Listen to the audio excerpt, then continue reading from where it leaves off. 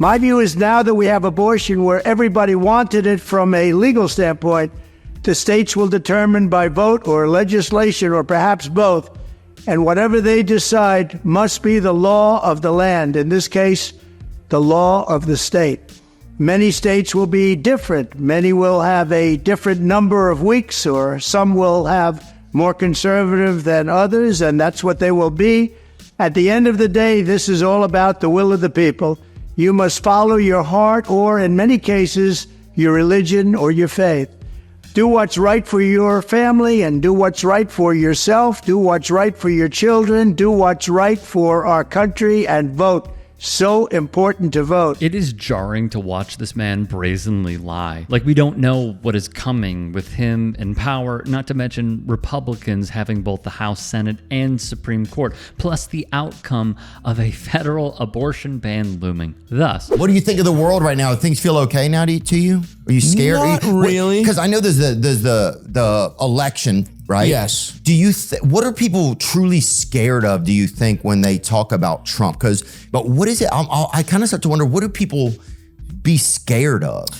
I can tell you right. I mean, so for me, I didn't love either candidate here. I really didn't understand being enthusiastic about either candidate. I think, I'm not a Trump guy, obviously. I think he is dangerous in the things that I'm scared of the most. And the thing that made me lean towards Kamala was, more than anything, was the Supreme Court, and that it would be, if it's put under like far right control for the next however long. We've already seen, women's right to, over their bodies, the abortion, Roe v. Wade's been overturned, which I think is really dangerous. That's going to really affect women's health care.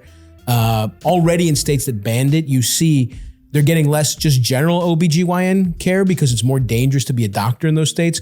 So we don't think about it trickles down. So it's harder to get just general health care, let alone abortion, in Texas now for women. And that's only going to get harder in rural states. And I think for me, that was the number one issue. That's really scary to me. Well, leave it to none other than comedian Stavros Halkias, who you can see make appearance after appearance on Haas's Twitch stream, to go on Theo Vaughn's podcast and set the record straight for Theo's audience. We're going to have to seal up those borders. He made immigration the centerpiece of his campaign. We're like a garbage can for the world. And when he's back in the White House, President-elect Trump has promised to immediately crack down with mass deportations of people in the country illegally. On day one, I will launch the largest deportation program in American history to get the criminals out. To do that, Trump has said he'll mobilize the military and local police. But he's offered few specific details on how it will actually work. With 11 million undocumented people living in the U.S., the process would be expensive and complicated.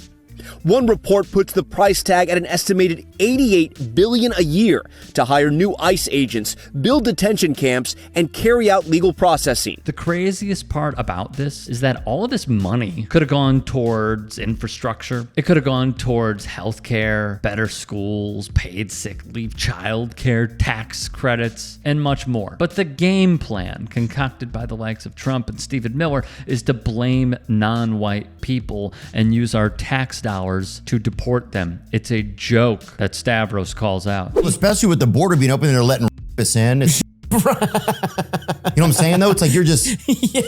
Yeah. Well, yeah. I mean, I don't know if it's the best time to repeal that. Yeah. You know what I'm saying? If we're going to follow your logic and you claim they got coming in, maybe we should also keep abortion. But, I think we got plenty of homegrown too, but look, yeah. We've got our own. Sure. Some union guys. We've got some heirloom American for sure. Incredible. When faced with a jab from his fellow comedian Theo Vaughn, Stavros navigates the waters incredibly well and delivers a message that should resonate with the masses. The data also backs up his point. Elon Musk pledges $45 million a month to Donald Trump's campaign. Come on up here, Elon. He created the first major American car company in generations, and his rocket company is the only reason we can now send American astronauts into space. Come here. Take over, Elon. Just take over.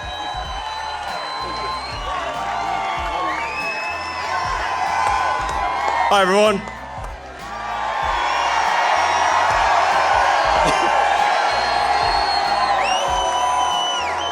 As you can see, I'm not just MAGA, I'm dark MAGA. As cringe as it is to think about what we are witnessing, the richest man in the world, who quipped if Trump didn't win, he may be thrown in jail, hedged his bets using government subsidies, our taxpayer money, to funnel to Trump and secure more wealth and power by having his Manchurian candidate. It is preposterous. And I think you can really see stuff that we take for granted as progress. Gay marriage is another thing. There's a really weird cultural, I think this is what happens anytime the party that's backed by the powers that be, big business, the rich people, the richest people in the world want far right politicians. And I think if You they think still? Absolutely, without question. I feel like tech is now. I just feel like the parties Elon have Musk changed. is a huge Trump guy. That's a good point. I think rich people will support whoever's in power, number one, but they want to transfer wealth from the poor to the rich. They've been really good at doing it. The biggest issue, I think the reason the Democrats lost is because they pretend that there is no problem. It's like, that's f***ing crazy. This is an analysis that MSNBC should be gushing over. Stavros discards the talking points from the right, has a laugh, and breaks down why the Dems lost. In turn, it's a clear indication of how the party must shift, or they will continue losing elections. Americans feel like they're still being price gouged, even as inflation has come down. In many ways, they're right. If we take a closer look at a few of the biggest drivers of inflation, we'll see that some corporations are still using their power and shady techniques. Of course, much more needs to be done. Americans are struggling to get by, while corporations are raking it in. We need to keep tackling corporate power. I love this guy's videos. In addition, Stavros adds more to the conversation on Theo Vaughn's show. There are issues here. It is more expensive. I think inflation, a big part of inflation is that companies realize they can just charge you more and say it's somebody else's fault. A lot of it's price gouging. That's true. And everything gets so much more expensive. And companies are, some of it is just real inflation, but some of it is companies are hiding behind inflation. And like, Democrats did nothing to stop price gouging, right? They didn't even say they were going to do it. You can't tell people that things are going good when they're just clearly not. Exactly. And even as the Justice Department was investigating price gouging, it did not resonate with voters because at the end of the day, the Harris campaign ran a center-right campaign that displayed how she was more prone to listening to an Uber executive than someone struggling. Liz Cheney really is a leader. I tell you, I have never voted for a Democrat. But this year, I am proudly casting my vote for Vice President Kamala Harris. Don't let the Dem establishment like Jamie Harrison gaslight you. This was an objectively poorly run campaign. It sucks because they offered, the Democratic Party has become like, they were going after Dick Cheney, and who's like, it was so bizarre. It's crazy because they're going after policy-wise, moderates, Republican people who most working class people don't agree with the economic stuff that they're saying. And then culturally, it bothers me when you become a party of like tattletales. It's like, it's become a party of like middle managers that want to get mad at you if you say the wrong thing. And it's like, that's not the most important issue. The most important issue for people is that things are more, they have no health care. Wage inequality is out of control. People's wages have not kept pace with how much bosses are earning. Well, yeah. Well, what percent? I mean, Bernie Sanders said greatly that he thought if AI starts to happen for companies, right? So companies are making more money because of AI because they don't need people. Yeah. Right. Then some of that money should go to the employees. Of course. As opposed and cut down their hours for the week. Yes. Now you give them a better life instead of just making it where, well, we don't need you anymore. Yeah. You know what I mean? So you don't get anything and we keep all the profits. Amen to that, Brother Stavros. Amen.